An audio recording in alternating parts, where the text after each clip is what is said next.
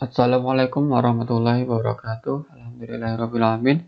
Masih bersama saya Muhammad Irfan di Irfan Media. Kali ini kita akan membahas mengenai konsep multimedia dalam pembelajaran, khususnya di pembelajaran matematika. Oke, pada kali ini kita mulai dari definisi. Apa sih multimedia itu? Multimedia itu berarti banyak media. Bisa berupa teks, gambar, audio, ataupun video yang digunakan dalam satu kesatuan. Jadi mereka kombinasi semuanya bisa lebih dari dua ataupun lebih, itu harus menjadi satu kesatuan. Jadi katakan dalam suatu layar itu ada teks dan ada audio. Ya, sehingga audio itu harus bisa mendukung teks yang ada di dalam layar. Termasuk juga teks itu harus juga sesuai dengan audio apa yang disuarakan. Termasuk gambar ataupun juga video. Kalau misalkan video dengan teks misalkan, jadi videonya muncul di layar, teksnya itu juga ngikutin. Artinya mungkin memperjelas highlightnya ataupun juga seperti subtitle, itu juga bisa dikatakan multimedia. Kemudian fungsinya itu untuk saling mendukung satu dengan yang lain. Jadi jangan sampai ditampilkan dua atau lebih media yang ada di situ di layar, tetapi bukan saling mendukung, justru malah membuat media tersebut kurang bagus. Itu jangan sampai terjadi. Nah, untuk membuat multimedia seperti itu dibutuhkan beberapa komponen, yaitu paling nggak prosesor. Kita ketahui bahwa di dalam komputer itu ada prosesor. Prosesor itu adalah fitur yang penting ataupun komponen yang penting, karena dengan prosesor cepat atau tidaknya komputer itu tergantung prosesor. Kalau yang sekarang prosesor biasanya ada Core i7, atau kalau AMD itu AMD apa ya? Ya, setara Core i7 itu.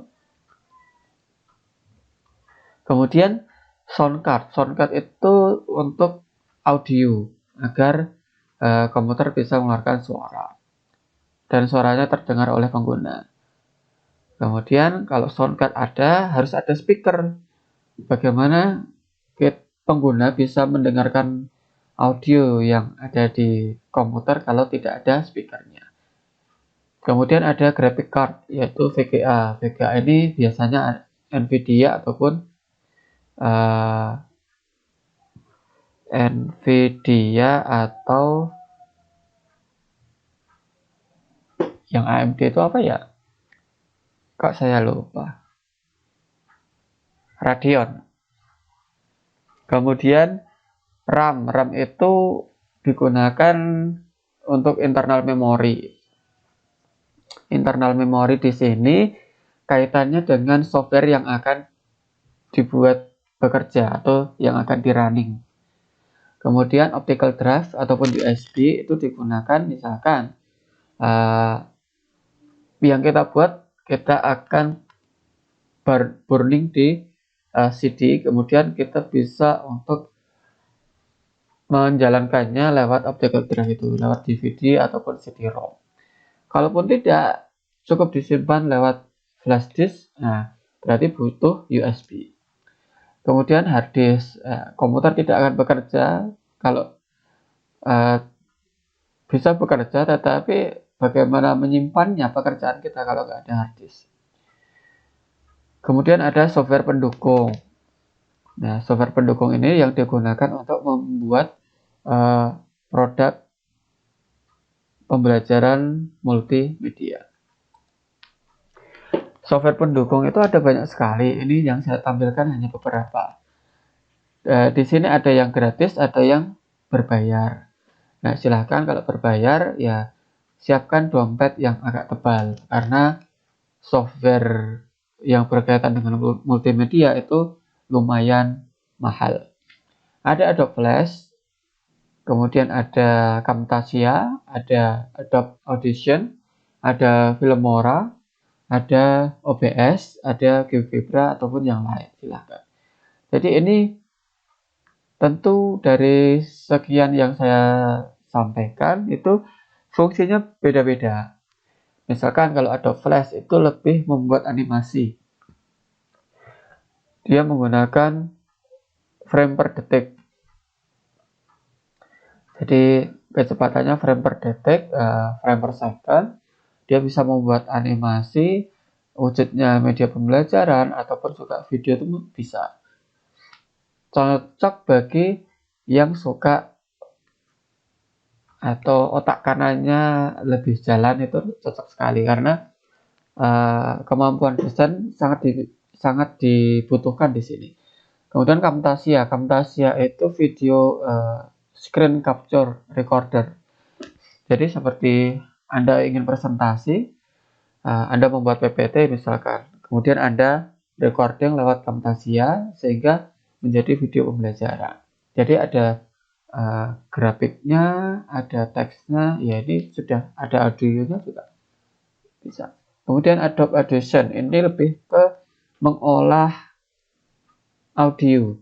Jadi mungkin audionya kurang ngebas, kurang bulat ataupun kurang tinggi, itu bisa di edit menggunakan Adobe Audition. Kemudian ada Filmora itu seperti Camtasia.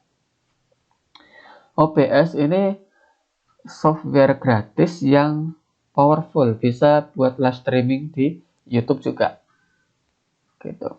Kemudian ada GeoGebra. Kalau GeoGebra ini lebih ke visualisasi matematik, lebih ke geo, geo geometri. Namun bisa diaplikasikan ke yang lain juga. Silahkan. Kemudian, mengapa multimedia itu penting dalam pembelajaran? Apalagi di masa pandemi seperti ini, itu sangat penting sekali.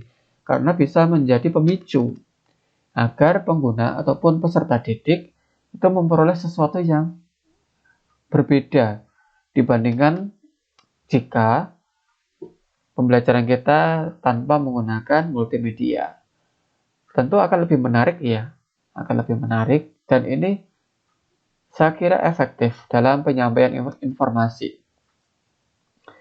Misalkan saya membuat video pembelajaran seperti ini, kemudian saya edit menggunakan berbagai software misalkan untuk memperjelas suara, untuk memperjelas visualnya, kemudian saya posting di YouTube.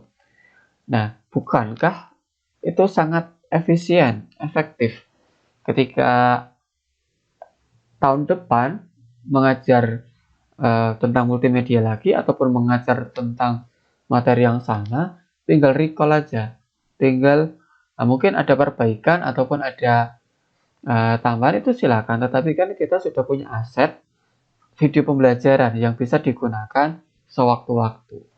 Mungkin memang dalam penyiapannya butuh waktu yang luar biasa, butuh effort yang tinggi.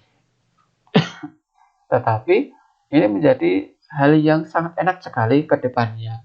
Apalagi kalau katakan Anda concern di bidang ini, Anda bisa mendapatkan pundi-pundi uang ataupun pemasukan. Bisa dari karena Anda pakar di situ, mungkin diundang seminar ataupun diundang untuk menjadi ahli.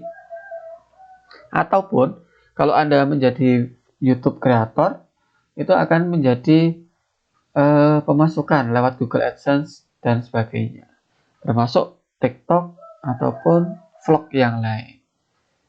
Silahkan.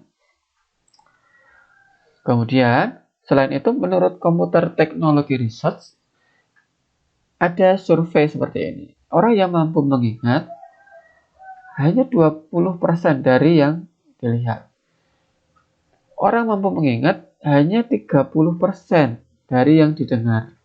Dan orang bisa mengingat 50% dari apa yang didengar, dilihat, dan dilakukan. Sehingga kita butuh sesuatu yang bisa didengar lewat audio, yang bisa dilihat, dan bisa dilakukan, yaitu ya paling enggak multimedia ini sebagai pembelajaran. Komponen utama multimedia yang pertama, komputer, yaitu untuk melakukan koordinasi tentang apa yang dilihat dan didengar dan oleh pemakai. Jadi yang seperti saya sampaikan di awal tadi, komputer itu harus ada sound card-nya, harus ada speaker-nya, harus ada grafisnya, dan sebagainya. Itu hanya untuk biar kita bisa mengakses lebih cepat dan lebih mudah. Kemudian ada link. Link itu menghubungkan dengan informasi yang tersedia di sana. Jadi ketika link itu misalkan ada menu home ataupun menu profil. Jadi ketika kita klik profil, maka akan terhubung ke page profil. Kita klik materi, maka akan terhubung ke informasi tentang materi. Nah, link ini berkaitan dengan navigational tools. Jadi navigasi itu lebih ke mengarahkan ke mana kita harus pergi, kemana kita harus mencari informasi. Jadi harus jelas di sana navigasinya. Jangan sampai membuat rancu pemakai. Kemudian cara untuk berbagi, memproses dan mengkomunikasikan informasi dan ide pemakai. Jadi sehingga ini nanti akan ada multimedia yang interaktif, ada multimedia yang tidak interaktif. Ini adalah penggunaan multimedia dalam pembelajaran. Bisa dia sebagai media pembelajaran. Jadi mungkin pernah dengar media pembelajaran multimedia interaktif dan sebagainya. Kemudian ada e-learning. Ya jelas ya, e-learning itu bisa banyak konten di sana sehingga bisa support multimedia. Kemudian ada sosial media, IG, Twitter, Facebook dan sebagainya, itu bisa. Kemudian ada video pembelajaran. Yang pertama, media pembelajaran. Media pembelajaran itu bisa interaktif, bisa non-interaktif. Apa sih perbedaan interaktif dan non-interaktif? Interaktif itu pengguna harus melakukan sesuatu agar media pembelajaran ini lebih bermakna. Contoh, saya punya media pembelajaran lingkaran. Nah, ketika media pembelajaran lingkaran itu hanya menampilkan materi saja, pengguna cuma menonton, itu belum interaktif. Atau media pembelajaran yang pengguna hanya klik selesai sampai ucapan terima kasih atau profil, itu juga kalau menurut saya itu masih belum interaktif. Interaktif itu kalau pengguna itu juga bisa berlatih di situ, bisa bermain di situ, bisa memberikan feedback di situ. Contohnya seperti di lingkaran tadi, di media pembelajaran lingkaran. Ada simulasi. Coba masukkan jari-jari. Nah, ketika pengguna itu harus memasukkan jari-jari agar bisa mengetahui keliling lingkaran ataupun luas lingkaran. Terserah apapun ataupun berapapun angkanya yang diinput oleh pengguna itu bisa muncul di situ. Itu baru interaktif. Atau ada lingkaran kemudian ada puzzle. Coba deh susun lingkaran dengan puzzle ini disusun. Nah, itu interaktif. Karena pengguna dituntut untuk bekerja di situ. Kemudian ada e-learning. E-learning ini harus ada komponennya yaitu admin, guru, dan juga peserta didik. Admin itu yang bertugas untuk menentukan atau meng-create kelas, membuka akses untuk guru, membuka akses untuk peserta didik, dan role sistemnya. Kemudian guru ya jelas ya dia sebagai pengajar, memberikan materi, memberikan tugas, memberikan latihan dan sebagainya, memberikan penilaian. Dan peserta didik dia mengakses materi, dia bisa bertanya, dia bisa mengerjakan tugas, mengerjakan latihan, mengumpulkan tugas, mendapatkan nilai. Nah, sehingga e-learning itu harusnya kompleks. Ada sistem penilaiannya, dia harus ada video conference-nya, dia harus ada menampilkan nilai peserta didik, dia harus ada feedback-nya, achievement-nya, dan sebagainya. Kemudian sosial media. Kita tahu sosial media itu luar biasa di Indonesia khususnya. Instagram, Facebook, WA juga, YouTube, TikTok, dan sebagainya. Itu luar biasa penggunanya. Apalagi di masa pandemi, itu luar biasa, semakin meningkat penggunanya. Jadi kenapa kita tidak menggunakan sosial media untuk pembelajaran? Misalkan kita buat akun Instagram, khusus misalkan pembelajaran matematika SMP, ya postingnya terkait dengan pembelajaran yang ada di SMP, misalkan lingkaran. Tahu nggak sih lingkaran itu apa? Dan sebagainya. Jadi bisa diposting gambar, bisa diposting video, ataupun juga apa ya, kayak quiz itu kan ada ya, atau pengguna itu harus memberikan feedback, pilihan, dan sebagainya, voting.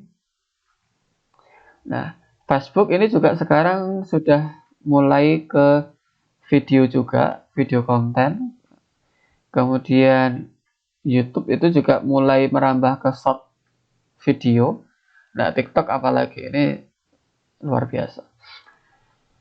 Kemudian ini ada tugas. Coba deh Anda cari dan amati berbagai penggunaan multimedia dalam pembelajaran, baik dalam wujud e-learning, sosial media, media pembelajaran, dan juga video pembelajaran.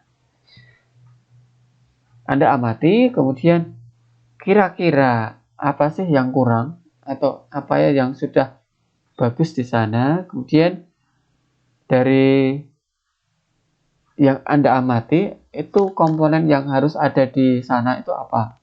Misalkan nih video pembelajaran, yang saya amati komponen utamanya dia menyampaikan materi, dia menyampaikan indikatornya, dia menyampaikan kompetensi dasarnya, dia menyampaikan tugasnya, dan sebagainya. Oh, ada fitur yang bagus nih, ada ajakan atau ada gambar-gambar yang bagus, misalkan seperti itu. E-learning, komponen utamanya apa, komponen penunjangnya apa, dan sebagainya. Silahkan, ini gunanya untuk Anda bisa mengeksplorasi berbagai jenis penggunaan multimedia dalam pembelajaran. Oke, terima kasih. Assalamualaikum warahmatullahi wabarakatuh.